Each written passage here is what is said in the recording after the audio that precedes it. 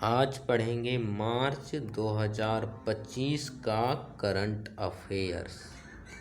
मार्च 2025 का complete current affairs जो कि state government UPSC, UPPCS, BPSC, Bihar SI, RAS और अदर पीसीएस एग्ज़ाम के लिए, खासकर प्रीलिम्स के लिए बेहद इम्पोर्टेंट होगा।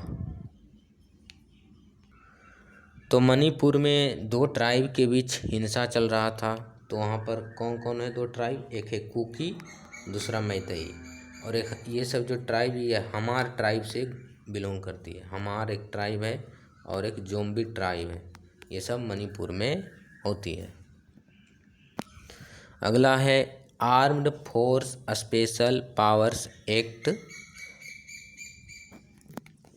इसको शॉर्ट फॉर्म में AFSPA बोलते हैं, जो मणिपुर में लगाया गया था शांति इस्टेब्लिश करने के लिए, पीस इस्टेब्लिश करने के लिए।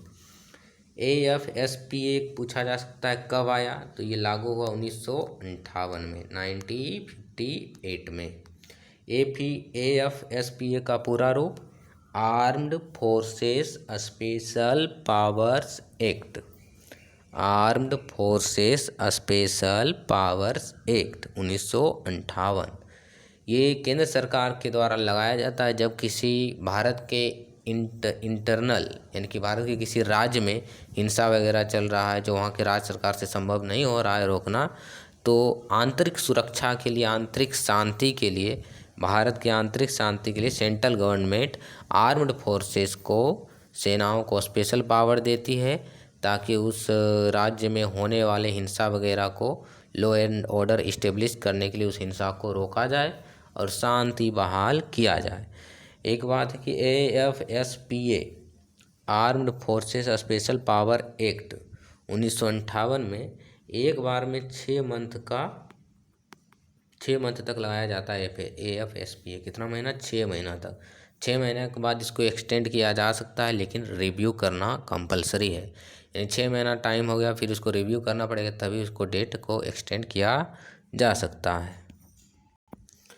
UAPA ये कब आया अस्तित्व में? 1967, 1967 में। और इसे बहुत बार संशोधन यानी कि अमेंडमेंट किया जा चुका है, और लेटेस्ट इसमें संशोधन 2019 में हुआ है। UAPA का पूरा रूप क्या होता है? अनलॉफुल एक्टिविटीज प्रिवेंशन एक्ट, यानी गैर कानूनी क्रियाविधि संरक्षण अधिनियम। अनलॉफुल एक्टिविटीज प्रिवेंशन एक्ट 1967 में ये आया पहली बार। इसका उद्देश्य है भारत के कोई भी संस्था हो जो आतंकवाद को प्रमोट करती है, गैर कानूनी काम करती है, आतंकवाद को प्रमोट करती है, भारत की एकता को क्षति पहुंचाती है, भारत की अखंडता को क्षति पहुंचाती है, तो उस सेंस में UAPA एक्ट वहाँ पर लगाया जा सकता है। ADR एक NGO है जो भारत की लोकतंत्र की समीक्षा करता है। ADR का पूरा रूप association for democratic reforms, association for democratic reforms. इसने क्या कहा अपने रिपोर्ट में कि भारत का जो नवनिर्वाचित हुआ है चुनाव, उसमें सांसद 45% MLA के पास, कितना? 45% सांसद के पास क्रिमिनल केस दर्ज है। यानी कि आधे से 5% कम जो सांसद हैं, MLA हैं, उस पर 45% पर क्राइम चार्ज है। और एक बात, 29% ऐसे MLA हैं जिस पर सीरियस क्राइम का मतलब आरोप है, संगीन अपराध का केस दर्ज है। और सबसे अधिक जो MLA हैं, क्रिमिनल MLA, वो किस राज्य में है? ADR की रिपोर्ट के मुताबिक आंध्र प्रदेश में। बिहार नहीं है, इसमें आंध्र प्रदेश है। तो भारत के आंध्र प्रदेश के राज्य में सर्वाधिक ऐसे MLA हैं जिस पर क्रिमिनल केस दर्ज है। तो हमारा जो शासन चला रहा है वो कौन चला रहा है? क्रिमिनल चला रहा है। इसी को बोलते हैं राजनीति का अपराधीकरण। यानी कि जब सांसद वगैरह जो शासक होते हैं, शासक मतलब कि लोकतंत्र को चलाने वाले, जब वो अपराधी होते हैं तो उसको बोलते हैं राजनीति का अपराधीकरण, क्रिमिनलाइजेशन ऑफ पॉलिटिक्स। तो ADR की रिपोर्ट के मुताबिक भारत के 45% सांसदों पर क्रिमिनल चार्ज है और 29% ऐसे MLA जिस पर संगीन अपराध दर्ज है। फार्मर प्रोड्यूसर ऑर्गेनाइजेशन, किसान उत्पादक संगठन, ये स्कीम आया था 2020 में। FPO farmer producer organisation 2020। इसका उद्देश्य था कि कलेक्शन ऑफ फार्मर का एक ग्रुप बनाना जो कि सरकार के साइट वगैरह से रजिस्टर हो, उनको मार्केट से एक्सेस आसानी से किया जा सके, यानी कि जो बाज़ार है बाज़ार से उनको आसानी से जोड़ा जाए ताकि वो अपने उत्पादक को बेच सके, कीमत को रेगुलेट कर सके और लाभ भी कमा सके। ये कोऑपरेटिव सोसाइटी के रूप में काम करती है, किसानों की कोऑपरेटिव सोसाइटी ग्रुप बनाना। इसके तहत भारत सरकार ने 10,000 कितना 10K मतलब 10,000 FPO बना लिया है। कितना बन गया है 10,000 FPO। और 10,000वां जो है FPO, जिसका 10,000वां FPO कहाँ बना, ये बना 10,000 नंबर का खगड़िया बिहार में। बिहार का एक ज़िला है खगड़िया, वहाँ बिहार में ये बना, जिसका उद्देश्य मक्का, केला, धान वगैरह को कैसे बेचना है, कैसे उत्पादित करना है, ये सब। तो 10,000वां FPO कहाँ बना है, वो बिहार के खगड़िया जिला में बना है। अगला है अपार ID।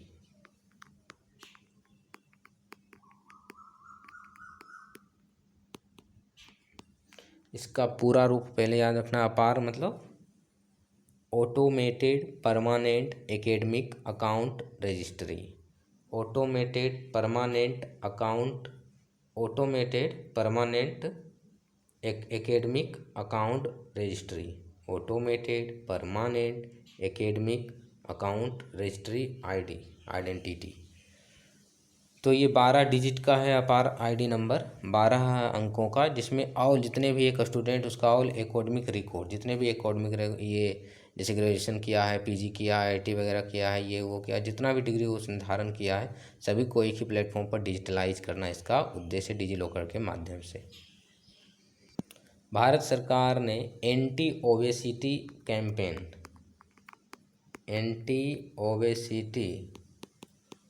अभियान को चलाया। एंटी ओबेसिटी मतलब मोटापा रोधी, ओबेसिटी मतलब मोटापा। भारत सरकार ने मोटापा रोधी अभियान चलाया, जिसके तहत कहा गया कि जो खाद्य तेल है, जैसे सरसों तेल हो गया, अदर तेल, सरसों तेल, रिफाइंड तेल, अदर जितने भी एडिबल ऑयल हैं, उसमें 10% कटौती की जाए। क्योंकि तेल वगैरह जो है उससे क्या होता है, फैट बढ़ता है, चर्बी बढ़ने से अल्टीमेटली मोटापा बढ़ता है। तो यहाँ पर पूछा जा सकता PD में भारत सरकार ने मोटापा रोधी अभियान के तहत कितने % खाद्य तेल में कटौती करने की बात कही है। 10%, 20%, 30%, 40%। तो आंसर हो जाएगा 10%। अच्छा, मोटापा को डिफाइन कैसे किया जाता है, एक BMI इंडेक्स होता है उसके द्वारा, body mass index, BMI index, body mass index. ये कैसे निकाला जाता है, इसका फॉर्मूला होता है, किसी व्यक्ति का ये मोटापा का शिकार है या नहीं, उसको निकालने के लिए वेट इन KG, यानी उसका भार किलोग्राम में, भाग दे देना है हाइट, उसका हाइट कितना है, और उसका वर्ग कर देना मीटर स्क्वायर। मान लेते हैं ललन नाम का एक व्यक्ति है, क्या है, ललन, जिसका वेट है 70 किलो और हाइट है 170 सेंटीमीटर। तो बॉडी मास इंडेक्स निकालने के लिए क्या करना पड़ेगा, KG में वजन और ये सेंटीमीटर में, इसको मीटर में बदलेंगे तो 1.7 हो जाएगा। 1.7 के स्क्वायर से भाग दे देंगे, और यदि वैल्यू बॉडी मास इंडेक्स 25 के बराबर या 25 से अधिक आता है तो वो व्यक्ति को कहेंगे मोटापा का शिकार है, ओबेसिटी है। तो यही है डेफिनेशन मोटापा का। किसके द्वारा, यहाँ से पूछा जाए कि मोटापा का निर्धारण किस इंडेक्स से किया जाता है, तो बॉडी मास इंडेक्स। उसका फॉर्मूला क्या होता है, किसी व्यक्ति का वजन किलोग्राम में, उसको भाग दे देना है व्यक्ति के हाइट का मीटर में बदल के, उसको स्क्वायर करके जो वैल्यू आएगा, और यदि वैल्यू का मान 25 से बराबर या 25 के बड़ा आता है तो वो व्यक्ति मोटापा का शिकार है। अगला है TB, ट्यूबरकुलोसिस, जिसे हिंदी में तपेदिक रोग बोलते हैं, क्षय रोग बोलते हैं, क्षय हो जाता है इसमें शरीर का। तो ये इसके उन्मूलन की बात, भारत का लक्ष्य है कि 2025 तक टीबी उन्मूलन करना है भारत से, जबकि WHO का यानी वर्ल्ड हेल्थ ऑर्गेनाइजेशन का लक्ष्य है कि पूरे वर्ल्ड से 2030 तक टीबी को जीरो करना है, ख़त्म करना है, उन्मूलन करना है। टीबी की बात करें तो ये बैक्टीरिया के कारण होने वाला रोग है, यानी संक्रमण, इन्फेक्शियस डिजीज है। और उस बैक्टीरिया का नाम है माइकोबैक्टीरियम ट्यूबरकुलोसिस, माइकोबैक्टीरियम ट्यूबरकुलोसिस। और टीबी का एकमात्र वैक्सीन है BCG वैक्सीन, जो कि बच्चों को दिया जाता है, जिसका नाम है bacillus Calmette Guerin, bacillus Calmette Guerin vaccine. अगला है नारी शक्ति वंदन अधिनियम 2023, नारी शक्ति वंदन अधिनियम 2023, जिसका उद्देश्य है राजनीति में यानी पॉलिटिक्स में महिलाओं की पार्टिसिपेशन को बढ़ाना। और ये अधिनियम 106वां संविधान संशोधन, 106वां संविधान संशोधन अधिनियम के रूप में बना, जिसमें प्रोविज़न है कि 33% सीटें आरक्षित रहेगी महिलाओं के लिए। कहाँ कहाँ? तो लोकसभा में, राज्य विधानसभा में और दिल्ली विधानसभा में 33% यानी कि लगभग 1/3 सीटें। तो 33% सीटें आरक्षित करना है महिलाओं के लिए, ये 2023 में आया। क्या ये अभी लागू है? नहीं, 2029 से ये प्रभावी होगा। और प्रारंभ में यानी कि स्टार्टिंग में 15 वर्षों के लिए ये लागू होगा। उसके बाद यदि 15 वर्षों में महिलाओं की स्थिति सुदृढ़ होती है तो इसको बंद कर दिया जाएगा, अन्यथा इसे एक्सपेंड किया जाएगा। अगला है लोकपाल और लोकायुक्त के बारे में। लोकपाल एवं लोकायुक्त। लोकपाल और लोकायुक्त भारतीय संविधान में एक स्टैट्यूटरी बॉडी है। स्टैट्यूटरी बॉडी मतलब वैसा निकाय जिसकी स्थापना एक लॉ बनाकर हुआ है। संविधान में इसका वर्णन कहीं नहीं है। ये 2013 में बना था, 2013 के लोकपाल और लोकायुक्त अधिनियम 2013 के तहत। और 2011 में अन्ना हजारे जी के द्वारा मूवमेंट हुआ था इसी के लिए कि जो ऑफिसर वगैरह हैं, प्रधानमंत्री, मंत्री वगैरह हैं, उन पर भ्रष्टाचार की निगरानी कौन करेगा? तो लोकपाल और लोकायुक्त करेगा। तो उन्हीं के मूवमेंट से ये स्टार्ट हुआ था। पहला बार प्रथम जो प्रशासनिक सुधार आयोग था उन्होंने भी इसकी मतलब रिकमेंडेशन सिफारिश किया था। तो लोकपाल और लोकायुक्त क्या है? जो पब्लिक ऑफिशियल है उन पर भ्रष्टाचार की जांच करना, उन पर निगरानी करना इसका उद्देश्य है। एंटी करप्शन बॉडी है। लोकपाल होता है केंद्र सरकार में, यानी केंद्र सरकार के जो मंत्री हैं, प्रधानमंत्री वगैरह, केंद्र सरकार के ऑफिसर, उसके जांच के लिए। लोकायुक्त होता है हर एक राज्य में, और ये राज्यों में जांच करता है, राज्य के जो मंत्री वगैरह होते हैं। तो लोकपाल किसकी किसकी जांच कर सकता है? सभी की। प्रधानमंत्री की भी जांच कर सकता है, MP की जांच कर सकता है, ABCD ग्रुप के जितने भी ऑफिसर ऑफिशियल हैं उनकी जांच करता है भ्रष्टाचार से संबंधित केसों पर। लोकपाल के जो चयन कमेटी होते हैं, जो लोकपाल के अध्यक्ष की चुनता है, उसमें कौन कौन होते हैं? लोकपाल के अध्यक्षों के चयन जो करता है उसमें समिति में प्रधानमंत्री होते हैं, LOP होते हैं यानी लीडर ऑफ अपोजिशन होते हैं, CJI या तो उनकी जगह पर कोई सुप्रीम कोर्ट के जज भी हो सकते हैं, और एक एमिनेंट ज्यूरिस्ट होते हैं, और स्पीकर होते हैं लोकसभा के। लोकपाल के अध्यक्ष बनने के लिए मिनिमम एज कितना होना चाहिए? 45 साल। उनका कार्यकाल होता है 5 साल या 70 वर्ष, जो पहले हो जाए। यानी पहले 70 वर्ष उनका आयु पूर रहा है तो रिटायर्ड हो जाएंगे, यदि नहीं पूर रहा है तो 5 साल उस कंडीशन में। और इस बार लोकपाल से संबंधित क्वेश्चन पूछा गया था UPSC में, क्योंकि न्यूज़ में था कि सुप्रीम कोर्ट ने कहा था कि लोकपाल को ये अधिकार नहीं है कि वो हाई कोर्ट के जजेस के भ्रष्टाचार की जाँच करें। भारत के पहले फर्स्ट लोकपाल कौन है? जस्टिस पिनाकी चंद्र घोष। जस्टिस पिनाकी चंद्रा घोष भारत के पहले लोकपाल हैं। अभी कौन है? जस्टिस अजय मानिकराव खानविलकर। जस्टिस अजय मानिकराव खानविलकर भारत के वर्तमान लोकपाल हैं। लोकपाल का कॉन्सेप्ट पहली बार स्वीडन में आया था, वहाँ पर ओम्बुड्समैन संस्था करके, जिसका काम था जो संचालक हैं, शासन वगैरह जो चलाते हैं उस पर निगरानी करना, भ्रष्टाचार वगैरह को उस पर निगरानी रखना। आशा जो होती है, कौन होती है आशा? आशा का पूरा रूप accredited social health activist. Accredited accredited social health activist. इसका काम है, ये बनाया गया था नेशनल रूरल हेल्थ मिशन के तहत। नेशनल रूरल हेल्थ मिशन के तहत 2005 में बनाया गया था। इसका उद्देश्य था जो सामुदायिक स्वास्थ्य है उस पर प्रमोट करना, जैसे गांव गांव जाकर टीकाकरण करना, जो शिशु वगैरह का ध्यान रखना, मलेरिया उन्मूलन कार्यक्रम में भाग लेना वगैरह वगैरह।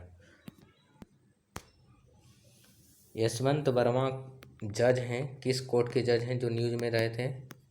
क्योंकि यहाँ पर इनके हाउस में बहुत सारा पैसा मिला था इसलिए। तो यशवंत वर्मा दिल्ली हाई कोर्ट के जज थे। जजों की हटाने की प्रक्रिया संविधान में वर्णित है आर्टिकल 124(4) में सुप्रीम कोर्ट के जज को हटाया जा सकता है, और हाई कोर्ट के जज के लिए अनुच्छेद आर्टिकल 218 है। न्यूजीलैंड के प्रधानमंत्री कौन हैं जो मार्च में आए थे भारत में? समझौता हुआ था FTA वगैरह, defence line, defence agreement, technology agreement, trade agreement. तो न्यूजीलैंड के प्रधानमंत्री का नाम है Christopher Luxon.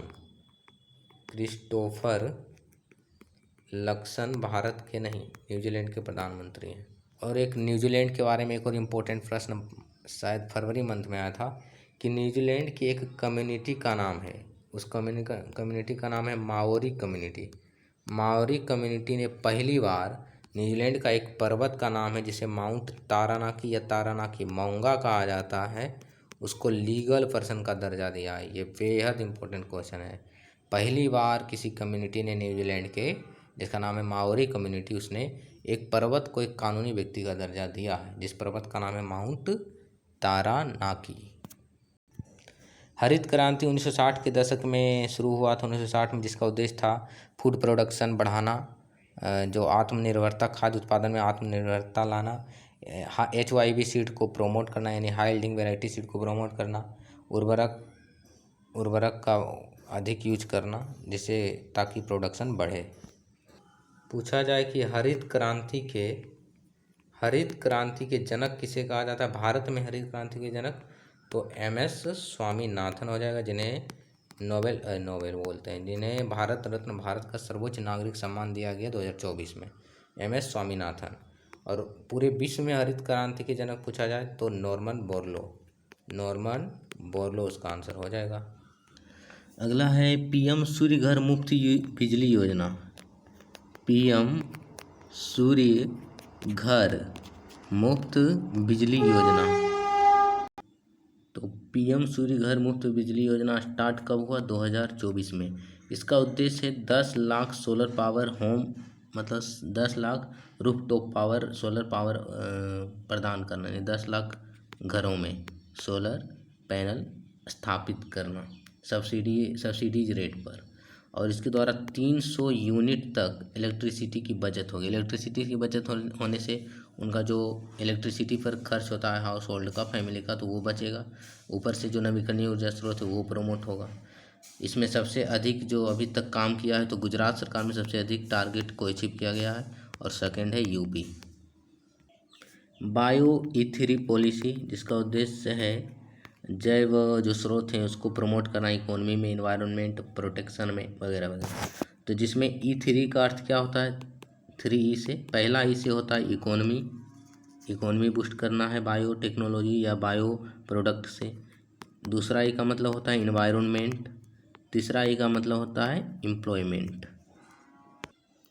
World air quality report 2024, world air quality report 2024 में पब्लिश किया गया स्विस एयर टेक्नोलॉजी के द्वारा, Swiss air technology IQ air के द्वारा। एक और बात, जो एयर क्वालिटी जारी किया जाता है उसमें कार्बन डाइऑक्साइड और मीथेन गैस को शामिल नहीं किया जाता है, ये PT फैक्ट है। तो विश्व के सबसे 20 प्रदूषित शहर में भारत के 13 प्रदूषित शहर, यानी कि वर्ल्ड की टोटल टॉप 20 शहर निकालेंगे तो उसमें 13 शहर भारत का ही मिलेगा। और इसमें भारत का सबसे प्रदूषित शहर बिरनेहाट जो कि असम में है वो है, फिर दिल्ली वगैरह है। हीट वेव या ग्रीष्म लहर जिसको बोलते हैं, जो गर्मियों के दिनों में लू चलता है उसी को हीट वेव बोलते हैं, गर्म हवा। तो IMD इंडियन मेट्रोलॉजिकल डिपार्टमेंट के अनुसार जब मैदानी इलाका में प्लेन एरिया में तापमान 40 डिग्री सेल्सियस हो जाता है या इससे अधिक हो जाता है और लगातार 2 दिन या 2 दिन से अधिक रहता है तो वहाँ पर चलने वाली गर्म हवा को हीट वेव कहते हैं। तटीय इलाका में ये टेम्परेचर चेंज हो जाता है, 35 डिग्री सेल्सियस होता है। और फिर हिली रीजन यानी पहाड़ी इलाका में 30 डिग्री सेल्सियस। तो ये क्राइटेरिया याद रखना है कि मैदानी इलाका में जब 40 डिग्री तापमान होता है और लगातार 2 दिनों तक कम से कम रहता है तो वहाँ पर चलने वाली जो गर्म हवा है उससे हीट वेव की संज्ञा दी जाती है।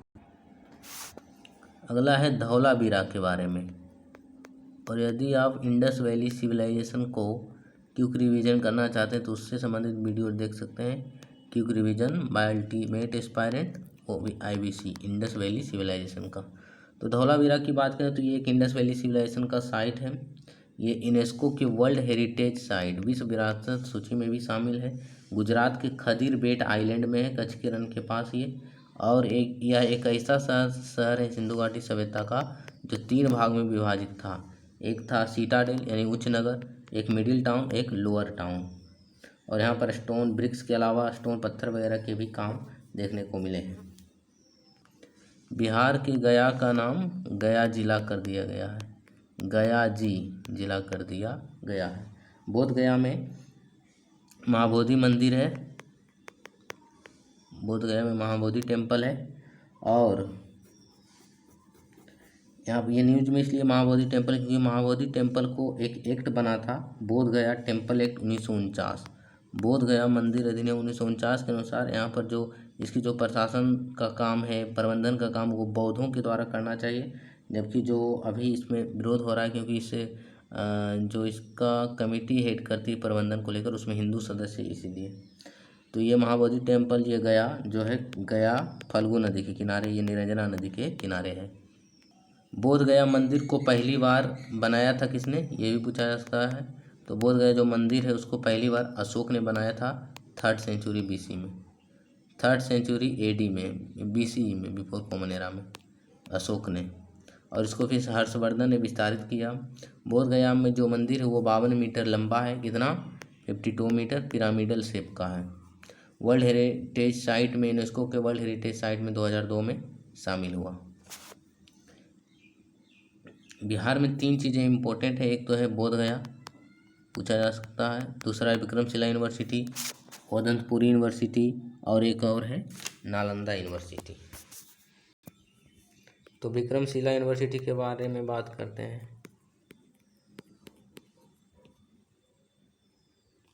विक्रमशिला विश्वविद्यालय ये कहाँ है, बौद्धों के लिए महाविहार था ये। तो ये है इसको अंतिचक गांव में, भागलपुर में, कहलगांव में।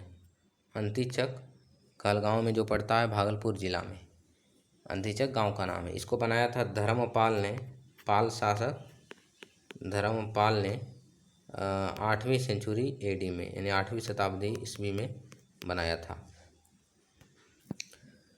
विक्रमशिला यूनिवर्सिटी के कुछ विद्वान हैं फेमस, जैसे कि अतीश दीपंकर वहाँ के स्कॉलर थे। फाउंडर हैं ये शर्मा ट्रेडिशन, फाउंडर हैं शर्मा परंपरा के। और यहाँ पर वज्रयान वगैरह की भी शिक्षा दी जाती थी विक्रमशिला यूनिवर्सिटी में। वज्रयान, तांत्रिक के, जैसे तांत्रिक की भी यहाँ पर शिक्षा दी जाती थी। उसके गुरु थे जयभद्र और बुद्धा ज्ञानपद।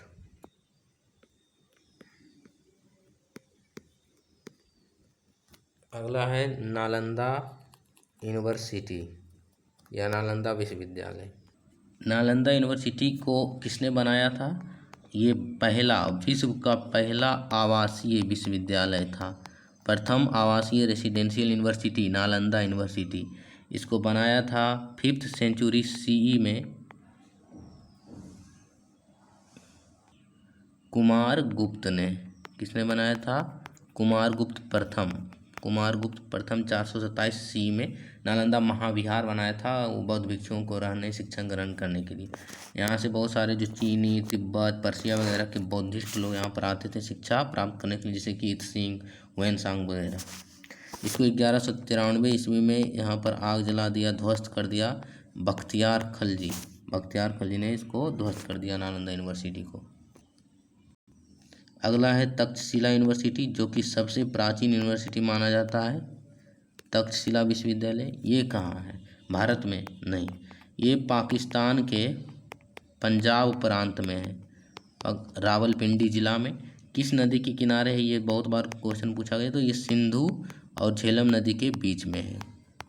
सिंधु और झेलम नदी के बीच में है तक्षशिला यूनिवर्सिटी, और ये भारत का पहला, विश्व का पहला यूनिवर्सिटी माना जाता है, और विश्व का पहला आवासीय यूनिवर्सिटी नालंदा विश्वविद्यालय है। तक्षशिला यूनिवर्सिटी के बारे में कहा जाता है कि इसके फाउंडर हैं राजा राम के भाई भरत। भरत ने अपने पुत्र तक्ष के नाम पर इसका नाम तक्षशिला रखा था। विक्रमशिला विश्वविद्यालय हो ही गया, धर्मपाल ने विक्रमशिला विश्वविद्यालय बनाया अंतरिक्ष गांव में, वहाँ पर वज्रयान की शिक्षा दी जाती थी। तोता ए हिंद या तूती ए हिंद किसे कहा जाता है? अमीर खुसरो को। कव्वाली वगैरह को इंट्रोड्यूस किया इंडिया में, क्लासिकल म्यूजिक में उनका योगदान है। उनके गुरु हैं सूफी संत निजामुद्दीन औलिया। निजामुद्दीन औलिया। कंबा रामायण किसने लिखा? कांबा रामायण। तो कांबा रामायण एक तमिल कवि के द्वारा लिखा गया है। जैसे कि ये तुलसीदास ने पोएट के रूप में, पद्य के रूप में लिखा है अवधी भाषा में रामचरितमानस, उसी तरह तमिल कवि कंबार के द्वारा तमिल गद्य पद्य के रूप में, यानी पोएट के रूप में इसे लिखा गया है कंबा रामायण को। तो कंबा रामायण किस लैंग्वेज में है? तमिल लैंग्वेज में। किसके द्वारा लिखा गया है? कंबर के द्वारा। भारत का पहला प्रथम पीपीपी यानी पब्लिक प्राइवेट पार्टनरशिप के वेस्ट पर ग्रीन वेस्ट प्रोसेसिंग प्लांट कहाँ पर स्थापित किया गया? भारत का पहला पीपीपी मॉडल पर आधारित ग्रीन वेस्ट प्रोसेसिंग प्लांट कहाँ पर स्थापित किया गया? तो इंदौर, जो कि सबसे स्वच्छ शहर है, इंदौर मध्य प्रदेश में। स्वच्छ भारत मिशन के तहत इसका उद्देश्य है जो ग्रीन वेस्ट है, जैसे घरेलू अपशिष्ट, खेतों का अपशिष्ट, पराली वगैरह, उसको इको फ्रेंडली चीज़ों में बनाया जाएगा, यानी उससे इकोनॉमी जनरेट होगा। नेवा का पूरा रूप नेशनल ई विधान एप्लीकेशन। इसके द्वारा जितने भी विधानसभा का काम है वो डिजिटली होता है, यानी डिजिटल को प्रमोट करना है। तो दिल्ली 28वां विधानसभा बना है जहाँ पर नेवा को लागू किया गया। एक और छोटा सा न्यूज है, केरल सरकार ने, कौन सी सरकार? केरल सरकार ने भारत में पहली बार, भारत का पहला राज्य जिसने सीनियर सिटीजन आयोग बनाया है, यानी कि जो सीनियर लोग हैं वृद्धजन, उनके लिए एक आयोग बनाया है। तो सीनियर सिटीजन आयोग बनाने वाला भारत का पहला राज्य तमिलनाडु नहीं, केरल है। केरल भारत का पहला राज्य जिसने सीनियर सिटीजन आयोग बनाया। अगला एक रिपोर्ट है वर्ल्ड हैप्पीनेस रिपोर्ट, विश्व खुशहाली सूचकांक।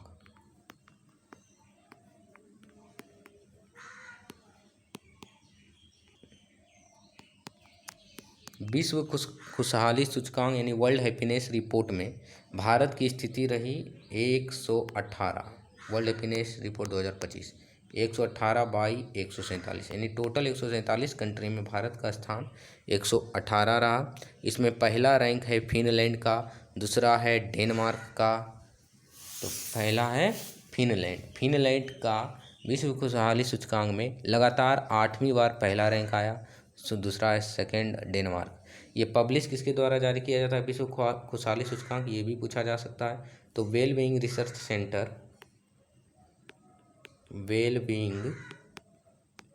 रिसर्च सेंटर और ऑक्सफोर्ड यूनिवर्सिटी के कोलैबोरेशन से यानी मिलकर दोनों रिलीज करती है।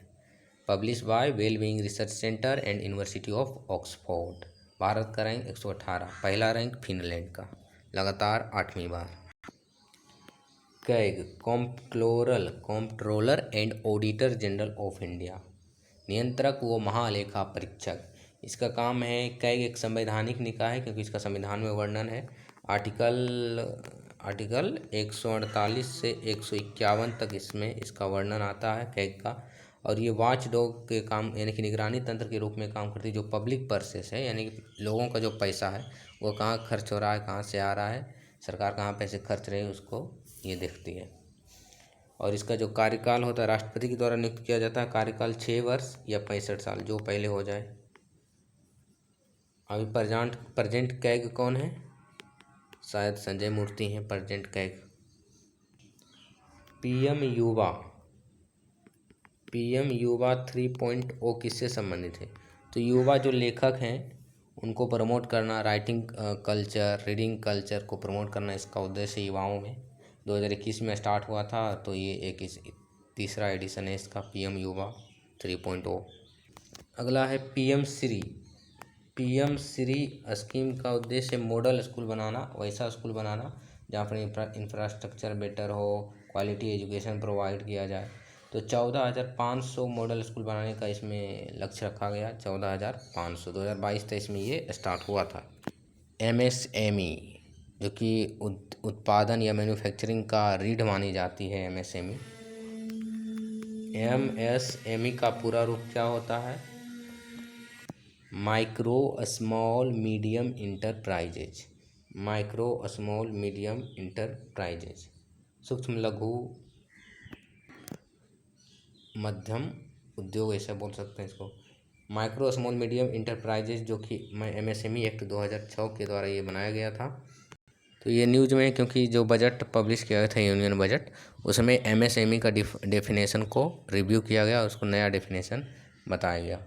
इसमें जो है निवेश को पहले से कितना गुना बढ़ा दिया गया है? निवेश को 2.5 गुना बढ़ा दिया गया है और टर्नओवर को 2 गुना बढ़ा दिया गया है। जैसे मान लीजिए पहले माइक्रो जो इंटरप्राइजेज होती थी उसके इन्वेस्टमेंट में 1 करोड़ था, अब हो गया 2.5 करोड़ सालाना। और टर्नओवर 5 करोड़ था तो अब 2 गुना हो जाएगा 10 करोड़।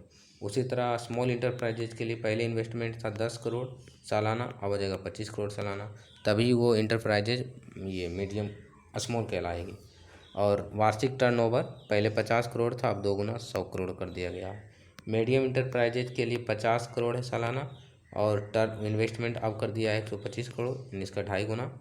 और इन्वेस्टमेंट पहले था 250 करोड़, अब इसे बढ़ाकर 2 गुना 500 करोड़ कर दिया गया है। अगला है इंडियन रूपी का सिंबल, जो भारतीय मुद्रा है उसका सिंबल क्या है? इस प्रकार है, र लिखा हुआ है जो कि आर से भी मिलता जुलता है। आर का ये वाला निकाल देंगे तो ये रूपी बन जाएगा। तो इंडियन रूपी का जो सिंबल है, पूछा जाए किसने डिजाइन किया है, किसने बनाया ऐसा सिंबल, तो 2010 में बनाया डी उदय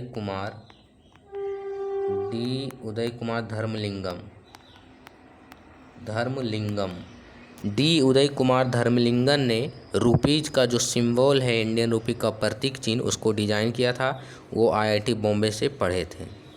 न्यूज़ में क्यों है? क्योंकि तमिलनाडु के सरकार ने रूपी जो था उसको चेंज करके आरयू कर दिया है। तमिल लैंग्वेज में कुछ इसका मतलब होता है, तो इसलिए ये न्यूज़ में था। तो पूछा है किस राज्य सरकार ने जो अपने जो ऑफिशियल वगैरह था उसमें रुपीज़ का जगह पर आरयू लिखना स्टार्ट कर दिया, तो तमिलनाडु सरकार।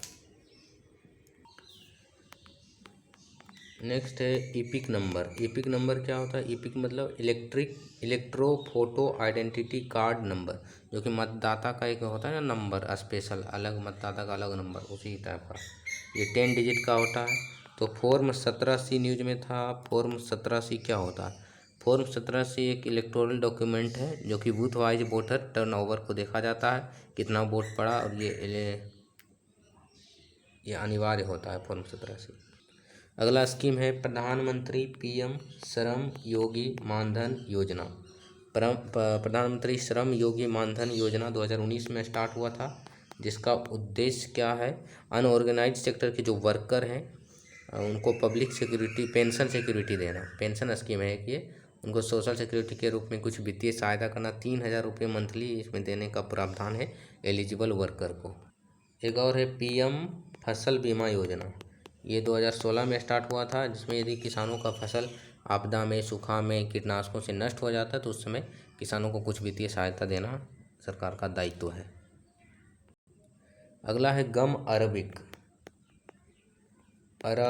गम। अरबिका एक कॉफ़ी भी होता है, तो कन्फ्यूज नहीं होना है। अरबिका क्या होता है? कॉफ़ी होता है, एक अरबिक है लेकिन गम है। अरबिक क्या है? एक गम है, गोंद है, रेजिन है, नेचुरल गोंद है जो कि एकेशिया ट्री से प्राप्त किया जाता है। एकेशिया वृक्ष से प्राप्त किया जाता है। साहेल रीजन में ये उगता है। और सूडान, जिसकी राजधानी कहाँ है, सूडान की खार्तूम, अफ्रीका का एक देश है सूडान, राजधानी खार्तूम है। सूडान लगभग पूरे वर्ल्ड का 70% सप्लाई करता है ये अरबिक गम का। सूडान में गृह युद्ध चल रहा था, इसलिए अरबिक गम न्यूज में था, क्योंकि इसका जो ग्लोबल सप्लाई है वो प्रभावित हुआ। अरबिक गम एडिबल होता है, इसका प्रयोग स्टेबलाइजर के रूप में, यानी कोई चीज़ हमको बनाना है तो उसका एक संरचना, ये संरचना में बने रहे तो उसके लिए उसमें रेजिन या नेचुरल गम मिलाया जाता है। थिकनिंग एजेंट के रूप में किया जाता है, इसका उपयोग कैप्सूल वगैरह में भी बनाया यूज किया जाता है। अगला है Raisina dialogue.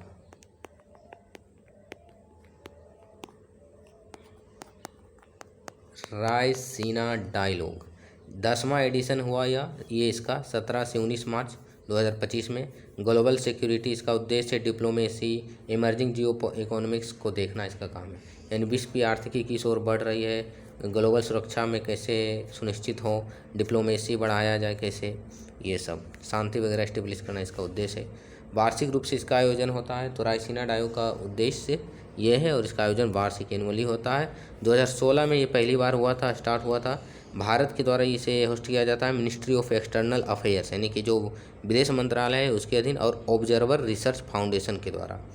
Ministry of external affairs तो रहती है इसमें होस्ट करने में, इसको ऑर्गेनाइज करने में, साथ ही साथ इसके साथ ऑब्जर्वर रिसर्च फाउंडेशन भी रहता है। इस बार का थीम क्या है, इस बार की रायसीना का थीम है काल चक्र। क्या है, काल चक्र, ध्यान में रखना है। Wheel of time, wheel of time यानी समय का चक्र, एक्सप्लोरिंग ग्लोबल, ये सब था। तो काल चक्र ध्यान में रखना है कि थीम है इसका रायसीना डायलॉग का। और रायसीना इसका नाम क्यों पड़ा, क्योंकि ये रायसीना पहाड़ी पर है। जो राष्ट्रपति भवन है दिल्ली में वो कहाँ है, रायसीना पहाड़ी था वहाँ पर। रायसीना पहाड़ी अरावली श्रेणी का ही दिल्ली में विस्तारित भाग है।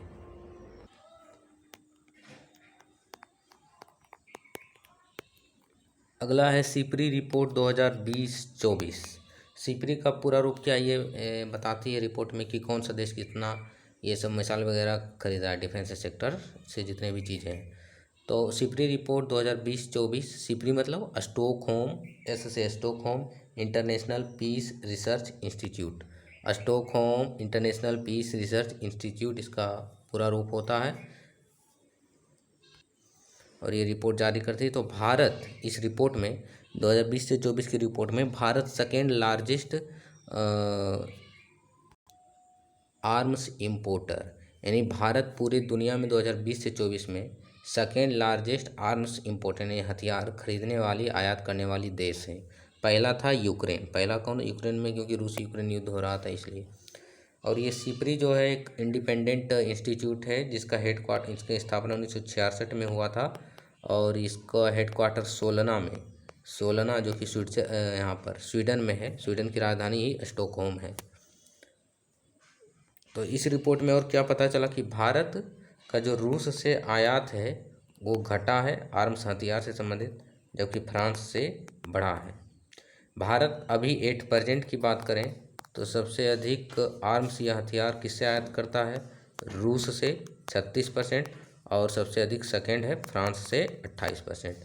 सिपरी रिपोर्ट 2020-24 के अनुसार भारत किस देश से सर्वाधिक आर्म्स आयात करता है, रूस से अधिक आयात करता है, सेकंड है फ्रांस से,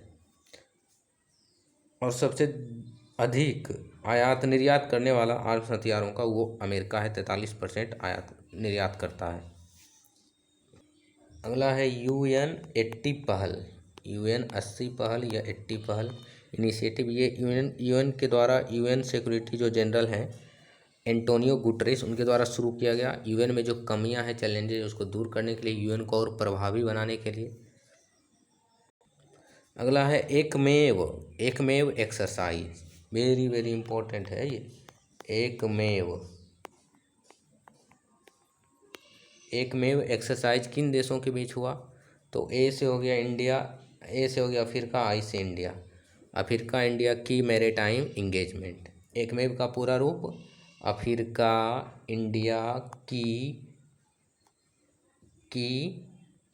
की हो गया, एम से मैरीटाइम, ई से इंगेजमेंट, अफ्रीका इंडिया की मैरीटाइम इंगेजमेंट। इसमें इसका उद्देश्य जो भारतीय नेवी है वो पार्टिसिपेट किया इस एक्सरसाइज में, मल्टीनेशनल है, बहुत सारे अफ्रीकी देशों के साथ। ये भारत और बहुत सारे अफ्रीका के देशों ने इसमें भाग लिया, ये ध्यान रखना है। तो एकमेव एक्सरसाइज किसके बीच होता है? भारत और अफ्रीकी देशों के बीच। कोई एक खास देश नहीं, बहुत सारा अफ्रीकी देश के साथ। इसका उद्देश्य जो इंडियन नेवी है उसको और सशक्त करना है, मजबूत करना है। दोनों देश अफ्रीका और भारत में, जो अफ्रीकी नेशंस है और भारत में मैरीटाइम सिक्योरिटी को और सुदृढ़ करना है। इसको होस्ट किया भारत ने। एकमेव एक्सरसाइज को होस्ट करने वाला भारत है। को होस्टेड कंट्री तंजानिया है। ये एक्सरसाइज मुख्यतः दार इस सलाम में हुआ, जो कि तंजानिया में है। कहाँ पर? दार इस सलाम। कुछ मिलिट्री एक्सरसाइज के बारे में जानते हैं। तो पहला एक्सरसाइज है बोंगो सागर। एक्सरसाइज बोंगो सागर किसके बीच होता है? नाम से ही पता चल रहा है, बोंगो मतलब बंगाल, बांग्लादेश, सागर भारत। तो भारत और बांग्लादेश के बीच हुआ exercise Bongo Sagar 2025 bay of Bengal में, बंगाल की खाड़ी के पास। दूसरा एक्सरसाइज है एक्सरसाइज खंजर 12। खंजर सीरीज का 12वां अभ्यास। तो खंजर किसके बीच होता है? एक्सरसाइज खंजर 12 2025 ये भारत और किर्गिस्तान के बीच होता है। तो याद रखना है, खंजर से किर्गिस्तान। कैसे? किर्गिस्तान, भारत और किर्गिस्तान के बीच होता है। होस्ट कहाँ हुआ इस बार का आयोजन? टोकमोक, किर्गिस्तान में ही हुआ। टोकमोक एक जगह है, टोकमोक किर्गिस्तान में। और एक एक्सरसाइज है एक्सरसाइज धर्म गार्जियन। एक्सरसाइज धर्म गार्जियन। एक्सरसाइज धर्म गार्जियन 2025 का आयोजन। ये पहले जानना है, कोई भी एक्सरसाइज के पीछे दो चीज़ जो पीटी के लिए इम्पोर्टेंट है कि किन देशों के बीच होता है। तो धर्म गार्जियन इंडिया और जापान के बीच होता है। और इस बार इसका आयोजन कहाँ हुआ ये भी इम्पोर्टेंट होता है। तो ईस्ट फूजी में हुआ, ईस्ट फूजी जो कि जापान में है। अगला एक्सरसाइज है एक्सरसाइज इंदिरा या इंद्र। तो एक्सरसाइज इंद्र किसके बीच हुआ? ये रसिया और भारत के बीच हुआ। कहाँ? रसिया और भारत के बीच होता है ये। इंद्र का रसिया और भारत के, अरे रूस और भारत के बीच एक्सरसाइज इंद्र होता है। इस बार का आयोजन हुआ, एक नेवल एक्सरसाइज है, चेन्नई में हुआ, बंगाल की खाड़ी के पास चेन्नई में होस्ट। और एक्सरसाइज जो सूर्य किरण है वो किसके बीच होता है? तो भारत नेपाल के बीच होता है सूर्य किरण एक्सरसाइज। और इस बार का आयोजन हुआ नेपाल में, काठमांडू में। अगला है बैंक नेट। क्या है ये bank net? Bank net portal. Bharat सरकार ने बैंक नेट पोर्टल को जारी किया, जिसका उद्देश्य है जो पीओसी बैंक है, जो पब्लिक सेक्टर यूनिट बैंक है, उसका जो संपत्ति इधर उधर ऐसे ही पड़े हैं तो उसको बेचने के लिए एक auction, e auction, digital auction portal बनाया गया है। ई विक्रय जिसको बोलते हैं, क्या बोलते हैं? ई विक्रय, ई विक्रय पोर्टल। डिजिटल ट्रांसफॉर्मेशन अवार्ड 2025 किसे दिया गया? लंदन के सेंट्रल बैंक के द्वारा digital transformation award, digital transformation award 2025 London के सेंट्रल बैंक के द्वारा किसे दिया गया? आरबीआई को, रिजर्व बैंक ऑफ इंडिया को। अगला है नवरत्न कंपनी, महारत्न कंपनी, मिनी रत्न कंपनी। 3 प्रकार की होती है। भारत सरकार के जो सेंट्रल पब्लिक सेक्टर इंटरप्राइजेज है सीपीएससी, उसको 3 कैटेगरी में बांटा गया है। नवरत्न कंपनी, महारत्न कंपनी, मिनी रत्न कंपनी। तो नवरत्न कंपनी पूछा जाए, ये मतलब उनके पब्लिक शेयर में कितना है हिस्सेदारी, जितना ज़्यादा हिस्सेदारी होगा उसका उस तरह का नाम होता है। जैसे महारत्न है तो उसका ज़्यादा शेयर है, होल्डिंग। तो नवरत्न कंपनी भारत में 8% 26 नवरत्न कंपनी है। 25वां नवरत्न कंपनी IRCTC को दर्जा दिया गया, इन्वेस्टमेंट के आधार पर ये स्टेटस मिलता है। तो IRCTC का पूरा रूप Indian railway catering and tourism corporation. और 26वां है IRCTC। IRFC Indian railway finance corporation, Indian railway finance corporation को 26वां नवरत्न कंपनी का दिया गया दर्जा। तो भारत में 8% 26 नवरत्न कंपनी है। भारत में 8% महारत्न कंपनी की संख्या पूछा जाए तो टोटल महारत्न जो CPSE यानी सेंट्रल पब्लिक सेक्टर इंटरप्राइजेज में 14 है। 14वां पूछा जाए तो 14वां है हिंदुस्तान एरोनॉटिक्स लिमिटेड HAL। अगला है ऑपरेशन ब्रह्मा। ऑपरेशन ब्रह्मा भारत के द्वारा चलाया गया था, ह्यूमैनिटेरियन हेल्प करने के लिए, असिस्टेंस यानी मानवता के लिए सहायता प्रदान के लिए। कहाँ पर? जब म्यांमार में आया था भूकंप और थाईलैंड में, तो वहाँ पर। आदिवासियों का एक त्यौहार होता है सरहुल त्यौहार, जो कि झारखंड रीजन में ज़्यादा मनाया जाता है, वहाँ पर पॉपुलर है ये। सरहुल त्यौहार में किस वृक्ष की पूजा की जाती है? मुख्यतः साल वृक्ष की। कोसी मेची लिंक परियोजना, जिसमें कोसी को मेची से लिंक करना है, तो कोसी मेची लिंक परियोजना में पूछा जाए तो कोसी तो गंगा की सहायक नदी है, मेची किसकी सहायक नदी है, ये पूछा जा सकता है। तो मेची महानंदा की सहायक नदी है। यूरोपीय स्पेस एजेंसी ईएसए के द्वारा गया मिशन, गाया या गया कोई कुछ भी बोल सकते हैं, तो गया मिशन 2013 में लॉन्च किया गया था, जिसका उद्देश्य था जो अंतरिक्ष गैलेक्सी उसका मैपिंग तैयार करना। तो ये अब ख़त्म हो गया, समाप्त हो गया। तो पूछा जा सकता है गया मिशन किसके द्वारा स्टार्ट किया गया था? तो यूरोपीय स्पेस एजेंसी के द्वारा। 2025 का एबेल प्राइज, 2025 का एबेल पुरस्कार किसे दिया गया? 2025 का एबेल प्राइज 78 ईयर के मसाकी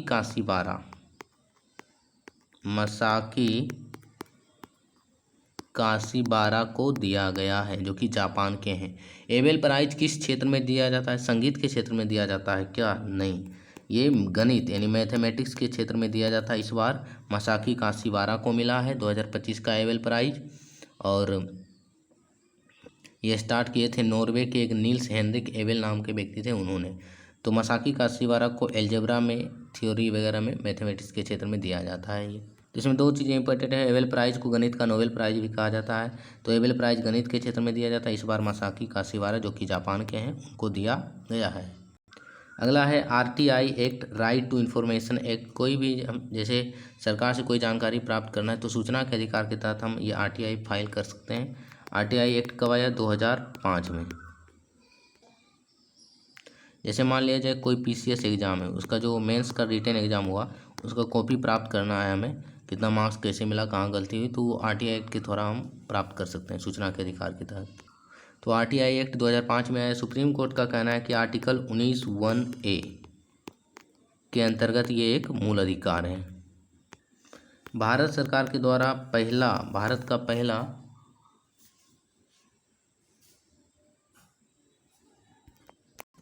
पहला सहकारिता यूनिवर्सिटी, कोऑपरेटिव यूनिवर्सिटी का उद्घाटन किया गया, जिसका नाम है त्रिभुवन दास कोऑपरेटिव यूनिवर्सिटी। ये कहाँ बनाया जाएगा? गुजरात राज्य के आनंद में, जहाँ पर आनंद मिल्क यूनियन लिमिटेड है, अमूल है। तो भारत का सहकारिता यूनिवर्सिटी पहला है त्रिभुवन दास यूनिवर्सिटी, जो कि गुजरात के आनंद में बनाया जाएगा। न्यू पंबन ब्रिज का उद्घाटन किया गया रामनवमी के शुभ अवसर पर 6 अप्रैल को। तो न्यू पंबन ब्रिज कहाँ है? रामेश्वरम में है, रामेश्वरम में। इसकी लेंथ है 2.5 किलोमीटर। इक्विटी फैक्ट, ये मुख्य भूमि का जो है भारत की तमिलनाडु की मुख्य भूमि, उसको जोड़ेगा रामेश्वरम द्वीप से। एशिया का पहला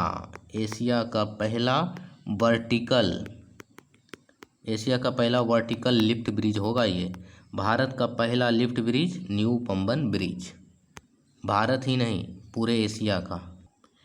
मेटियोराइट क्रेटर, यानी कि जो उल्कापिंड वगैरह गिरता है तो उसके कारण जो छिद्र हो जाते हैं उसको क्रेटर बोलते हैं।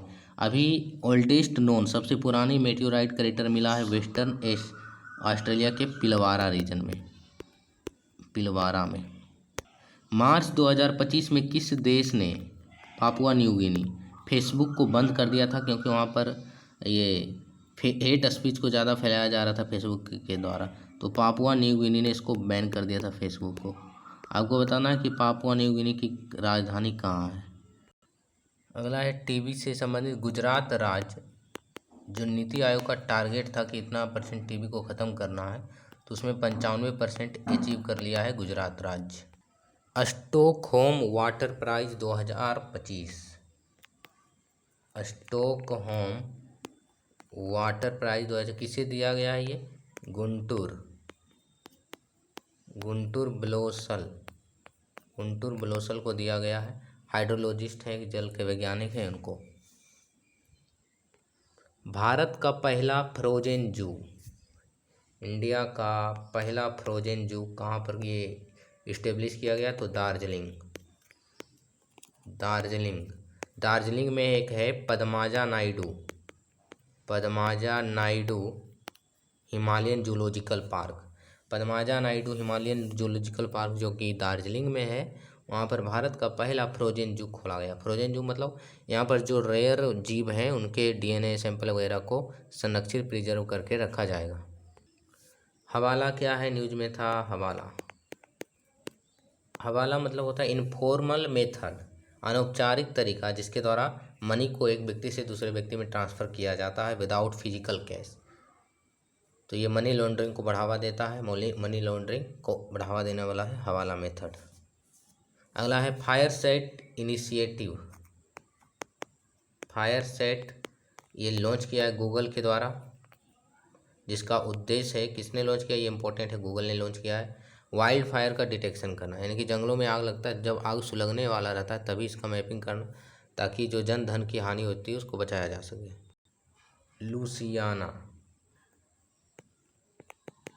लुसियाना जो कि अमेरिका का एक प्रांत है, इसने एक व्यक्ति को मतलब मौत की सज़ा दी जिसका नाम है जेसी होपमैन जूनियर। और ये किस विधि से, नाइट्रोजन गैस सूंघाकर, नाइट्रोजन हाइपोक्सिया इसको बोलते हैं। इसमें क्या होता है, ऑक्सीजन की जगह पर व्यक्ति को नाइट्रोजन सांस दिया जाता है जिसके कारण उसे दम घुटने से मौत हो जाती है। और यह अमेरिका का दूसरा ऐसा राज्य बना है। और पहला यूएस का पहला भी केस एक बार हो चुका है ऐसा, नाइट्रोजन हाइपोक्सिया के द्वारा डेथ करवाना, सजा देना। फ्रांस के फोल्स व्हीलर मोस्ले में,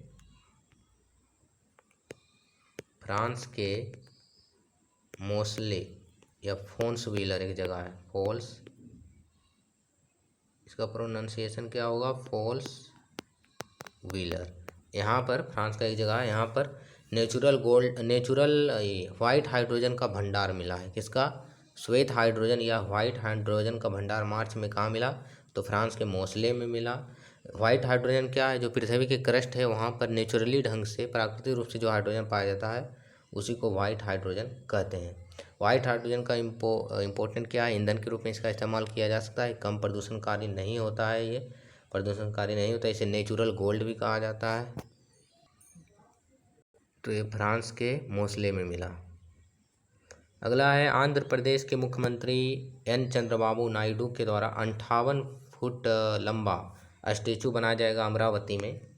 आंध्र प्रदेश के जो नया कैपिटल बनने वाली अमरावती में, यहाँ पर किनकी, पोट्टी श्रीरामुलु की, पोट्टी श्रीरामुलु, जिनका आंध्र प्रदेश के राज्य गठन में महत्वपूर्ण योगदान रहा है। इन्होंने ही अनशन किया था तो फिर आंध्र प्रदेश को पहला राज्य का दर्जा मिला भाषा के आधार पर, पोट्टी श्रीरामुलु। अगला है स्कैम से बचो अभियान।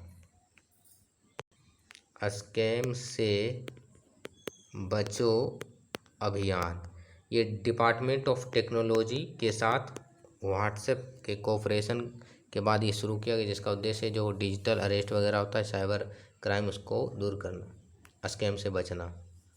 तो डिपार्टमेंट ऑफ टेक्नोलॉजी साथ साथ कौन है, WhatsApp. 5i intelligence, 5i intelligence alliance. 5i intelligence alliance में 5 देश कौन कौन हैं, ये 1946 में बना था सेकेंड वर्ल्ड वार के बाद। तो इसमें यूएस है, यूके है, कनाडा है, ऑस्ट्रेलिया है और न्यूजीलैंड है। US, UK, Canada, Australia, New Zealand, US, UK, Canada, Australia, New Zealand. 5i intelligence alliance में इसमें 5 देशों के जो खुफिया एजेंसी इंटेलिजेंस ब्यूरो मिलजुल कर काम करती है, आतंकवाद विरोधी काम करती है, आतंकवाद का उन्मूलन वगैरह वगैरह। विक्रम 3201, विक्रम 3201 और कल्पना 3201। विक्रम 3201 और कल्पना 3201 क्या है, क्वांटम चिप है, नहीं, माइक्रो प्रोसेसर है जिसे इसरो ने डेवलप किया है, 32 बिट का है, 32 बिट का इसलिए 3201 है।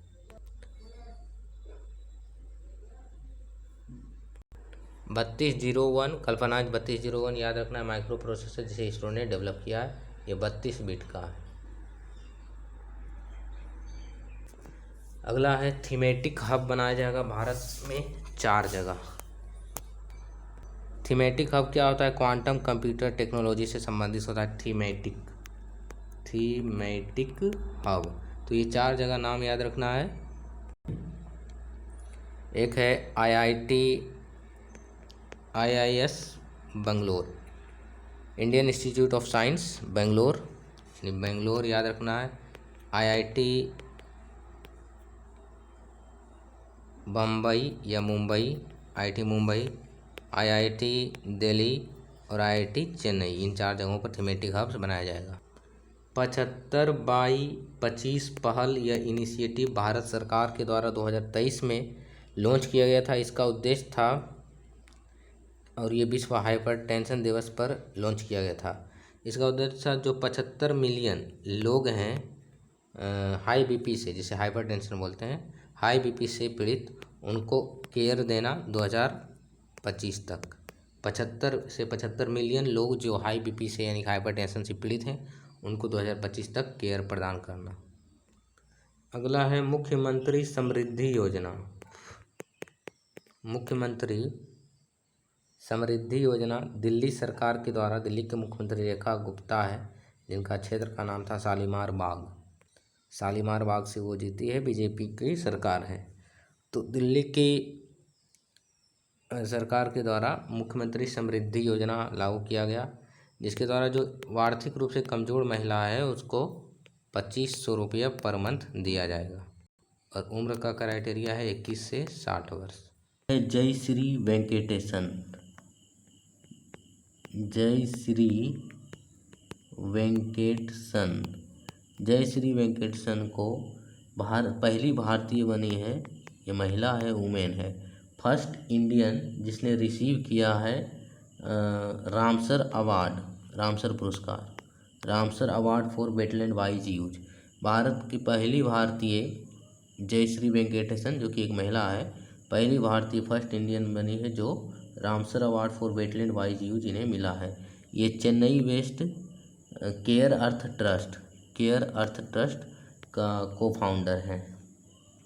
अगला है अलावाइट, अलावाइट ट्राइब, ये कम्युनिटी न्यूज में था। तो ये किस देश से संबंधित है? तो ये सीरिया से मुख्यतः संबंधित है, सीरिया से अलावाइट। अगला है अमृत बायोडाइवर्सिटी पार्क। अमृत बायोडाइवर्सिटी पार्क का उद्घाटन retired lieutenant governor BK Saxena के द्वारा किया गया। BK सक्सेना कहाँ पर? तो यमुना फ्लड के निकट। 58वां टाइगर रिजर्व बना है माधव नेशनल पार्क। 58वां टाइगर रिजर्व बना है माधव नेशनल पार्क, जो कि मध्य प्रदेश में है। 57वां टाइगर रिजर्व बना है रातापानी टाइगर रिजर्व, जो कि मध्य प्रदेश में है। 56वां टाइगर रिजर्व है गुरु घासीदास टाइगर रिजर्व, जो कि छत्तीसगढ़ में है। और पहला टाइगर रिजर्व इंडिया का था जिम कॉर्बेट नेशनल पार्क, जो कि उत्तराखंड में है। और उसे प्रोजेक्ट टाइगर, जो कि 1973 में स्टार्ट हुआ था, उसके आधार पर बनाया गया। अगला है ग्लोबल टेररिज्म इंडेक्स, यानी कि वैश्विक आतंकवाद सूचकांक 2024। तो इसमें पब्लिश किया जाता है ये institute of economic and peace, IEP के द्वारा, institute of economic and peace के द्वारा ये पब्लिश किया जाता है। साहेल रीजन आतंकवाद से सबसे प्रभावित क्षेत्र है, जो कि अफ्रीका का है। और पहला कंट्री पूछा जाए जो कि आतंकवाद से सबसे ज़्यादा प्रभावित है, पहला रैंक, तो Burkina Faso. Burkina Faso Africa महादेश का एक देश है जो आतंकवाद से, टेररिज्म से सबसे प्रभावित है, टॉप फर्स्ट रैंक, और ये लगातार दूसरी बार है। सेकेंड कंट्री पूछा जाए तो पाकिस्तान दूसरा आतंकवाद से प्रभावित देश है। भारत का रैंक है 14वां।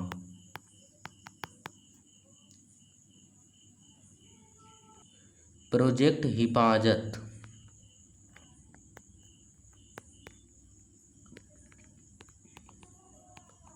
प्रोजेक्ट हिफाजत किस राज्य सरकार के द्वारा स्टार्ट किया गया? पंजाब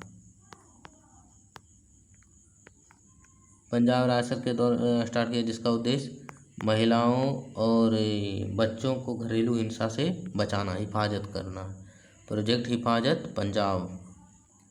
गंगा जल समझौता कब हुआ? Ganga water treaty. तो ये दो देश भारत और बांग्लादेश के बीच गंगा नदी के पानी के शेयर को लेकर हुआ। ये 1960 में हुआ, 1990 यानी कि 1996 में। ये एक्सपायर होने वाला है 2026 में, इसलिए इसको फिर से रिव्यू किया जाएगा। गंगा वाटर ट्रीटी भारत और बांग्लादेश के बीच 1996 में हुआ। अगला है साइक्लोन अल्फ्रेड। साइक्लोन चक्रवात अल्फ्रेड किस देश से संबंधित है? तो ये ऑस्ट्रेलिया के पूर्वी तट से संबंधित है। ऑस्ट्रेलिया में ये चक्रवात आया था। गंगा रिवर डॉल्फिन का सेंसस हुआ है, गणना हुआ है। तो भारत में कुल कितने हैं गंगा रिवर डॉल्फिन? तो 6327 टोटल नंबर, जिसमें से गंगा रिवर जो मुख्य गंगा नदी है और उसकी सहायक नदी उसमें 6324 है, जबकि सिंधु नदी में 3 है जिसे इंडस रिवर डॉल्फिन कहते हैं। तो टोटल ऐड करके 6327 हो गया। और राज्य की बात करें तो उत्तर प्रदेश में, यूपी में सर्वाधिक डॉल्फिन है, सेकेंड है बिहार, थर्ड है वेस्ट बंगाल, चौथा है असम।